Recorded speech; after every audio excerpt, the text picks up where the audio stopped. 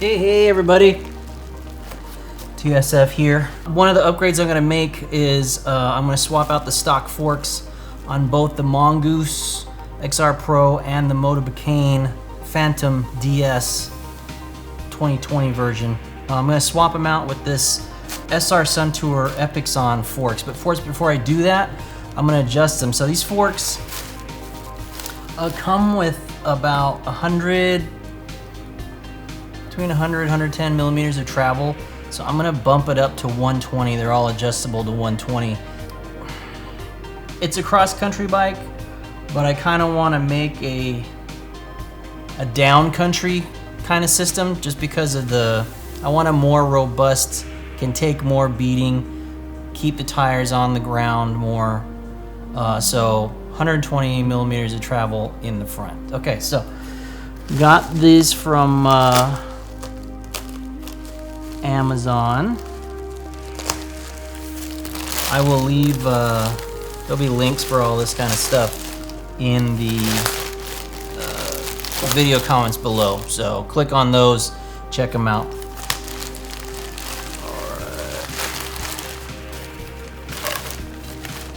It also comes with this model, or this series that I bought. It's probably one of the older versions, 2018 or something like that. But what this has a tapered steer tube. Okay, it's tapered. For the Mongoose is not tapered. It's got a straight tube. All right, and this has already been modified with the steps I'm fixing to show you right now. So this EPIXON, this version here comes with a remote lockout right here. You got the remote lockout switch right here that comes with it. Okay, so the first thing to do is get all the air that this thing comes with out. Untwist that cap right there. Get it with the screwdriver and done. This is the rebound adjuster. It's just snapped in there. So we'll just have to pull this off and unscrew the nut that's holding this side of the fork on, and then which is the spring side, and then this side here, 5 millimeter Allen. We'll unscrew that.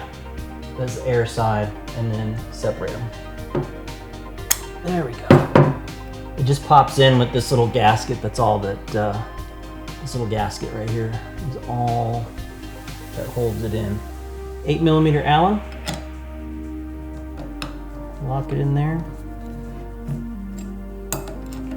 Bust that off. 5 millimeter Allen.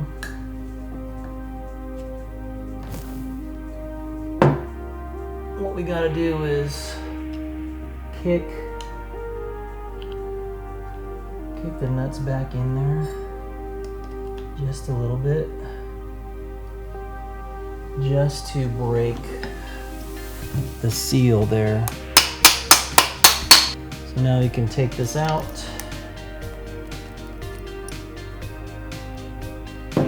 With the washer adapter thingy. Okay, we're back. So the end where the rebound adjuster was in was stuck. So I just put something small in there to tap it, just to boom, get it in there, get something in there and just jar it. And now the stanchions will come out. Bam, one crescent wrench. And what we're gonna do is we're gonna loosen this half, the air side.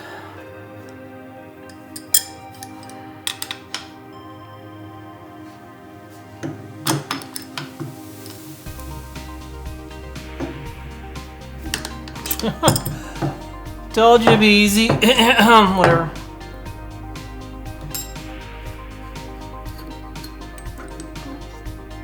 Alright, the spring side, alright? The spring thing has a roll pin punched through this plastic wedge thing right here. And all we're gonna do is we're gonna remove the pin, slide it up to this next hole right here, and then reinsert the pin. Okay, so real easy. Alright, so this is a pin block, right? You set whatever pin you're gonna punch over a hole, right? Over a hole, and the pin gets punched through the hole. There, boom, comes out.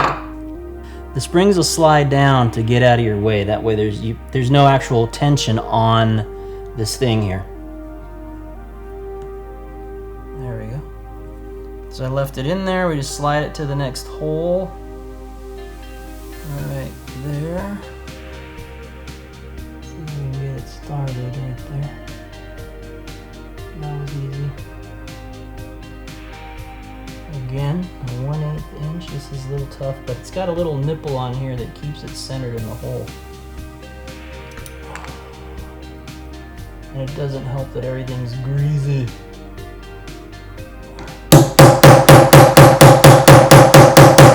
Into the plastic. Boom. So we've got a little, it's about to pop out the other end, but it's good to go size-wise, and it's just got a little bit in there left over. All right, so, but now it's set to 120. All right, so we're just gonna reposition everything, grab our fork assembly, and reinstall.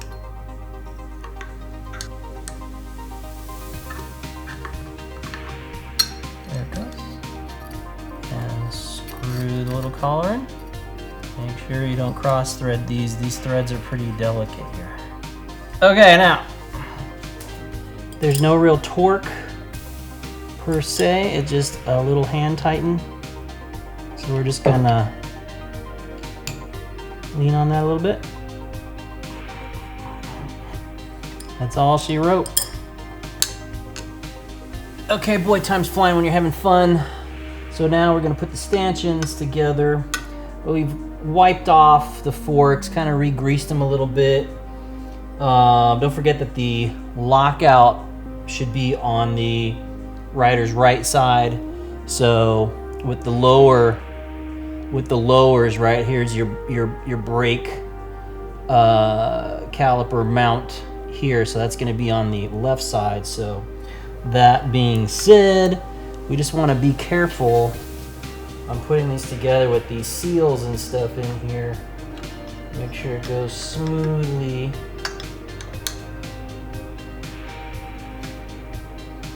There. There's an even Steven there.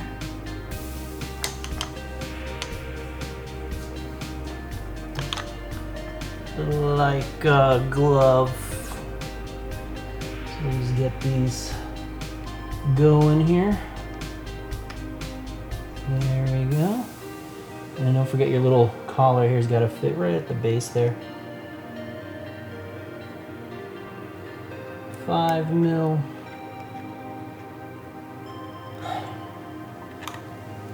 $8 mil here.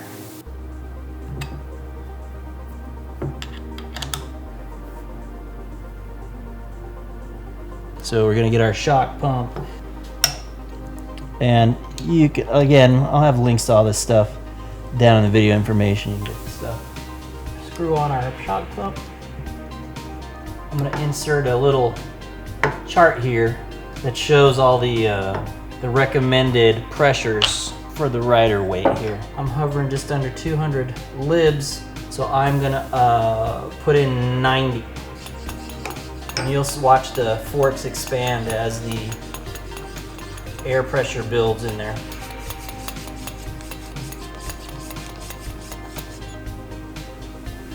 Right about there. And then that's just a general guideline. You'll be able to adjust your sag, on your own with your high-speed pump. So let's go back here.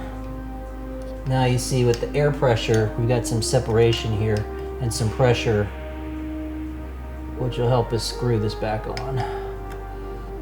Boom, like that. And that's it, the EPIXON by SR Suntour, the travel adjustment, 110 millimeters to 120. So now I'm gonna take this, I'm gonna put this one, because like I said, the tapered steer tube versus the one for the Mongoose, which has the straight steer tube.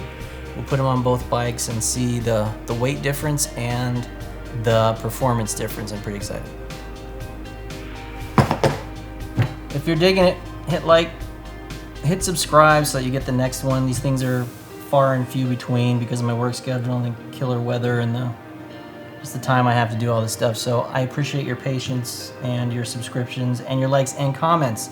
If anybody else has put any other front fork on their big box bike or their Walmart bike or anything like that, put links. If you have build threads out there in the interweb, drop links down below in the comments. Okay, we will see you next time. Have a good one.